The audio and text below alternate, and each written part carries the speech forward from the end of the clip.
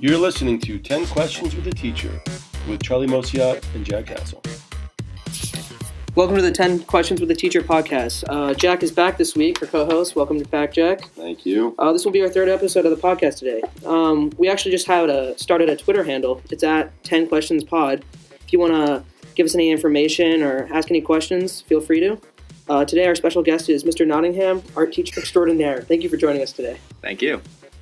All right, we'll hop right into it. Jack, want to start the first question? Alrighty, first question of the day. How did you get into teaching?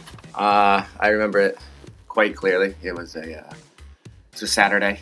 It was raining, and I said, "How can I create a minion army?" And teaching seemed like the best choice. I think that's the right move, and appreciate how you know it so vividly. What keeps you motivated as a teacher? Honestly, switching up the projects, seeing what kids do with the projects in new ways, being able to encourage them to find the crux of the project, and That's the bell, ladies and gentlemen. We're gonna move on. sometimes it's living for that bell. So, what is the most challenging aspect of your job? I think it goes back to the last question, is keeping kids motivated. I enjoy my subject matter area so much that sometimes it's hard for me to understand when kids don't want to participate in the class, and that's sometimes the divide between teacher and student. You're too involved in it, but sometimes they're not. What kind of student were you in high school? I think a pretty good student. You'd probably classify me as a boring student. I didn't make too many waves. Were you into art in high school? Or? Yeah. I was voted most artistic. Oh, so you knew your path fairly early. Kind of makes sense, yeah. That makes sense. And if you were not a teacher, what would you be doing instead? Again, going back to question one, I'm probably a cult leader. What type of cult would you lead? Minion Army. Minion Army. Some sort of pseudo-religious spaghetti monster god. Yeah, something like that. So what are you currently listening to, music-wise? My morning alarm is Tame Impala, The Less I Know, The Better. I'm going to see Vampire Weekend this summer. Oh, okay. Other than that, a lot of podcasts. Yeah. I know a couple Vampire Weekend fans. And what is your theme song? If you had one song to describe who you are as a person, what is it? I think if someone would be filming me, the Pink Panther.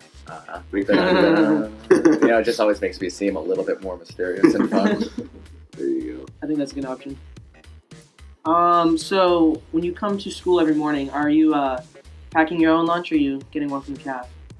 Lunch is for the week. I don't believe in it. I wait till I get home and I scarf down all the food at the house. Yeah. Do you do breakfast also? Or? Yeah, usually yogurt as I drive. Wow. Not the safest thing, so I don't suggest that. Jeez, you're a trooper. I could never do that. All right, now we get some wild Disclaimer, don't yogurt and drive. Don't yogurt and drive, yeah. I mean, Mr. Nottingham finds a way to make it work. I'm sure you can too. All right, so we're going to ask you to choose between 3 wild cards back here. Okay. First wild card is... No, I have them on this little card here. Oh, okay. All right. You got to pick Yeah, I got to pick. Okay, That's why it's called the random wild card, picking guys. the second card. This is Zombie Apocalypse. Who are the 3 people on your survival team? If I'm going with some teachers, some people that people would know, I'd go with maybe Dr. Carey, just because doctor is already in the name, and it just seems fitting. Seems professional. Beyond that, who else can you trust, really? I mean, it's funny, we asked Dr. Carey this question, so... I didn't come up, probably, so that's worrisome. I'm not on the trustworthy list. Kind of like a one-sided relationship. I would have to choose, on the other hand, just like, okay, I have a strength, and then I think you have to go with the bear attack scenario, where I'm just going to pick someone slower than me. Oh, wow. Yeah. That's so brutal, but I mean, yeah, so kind of wise.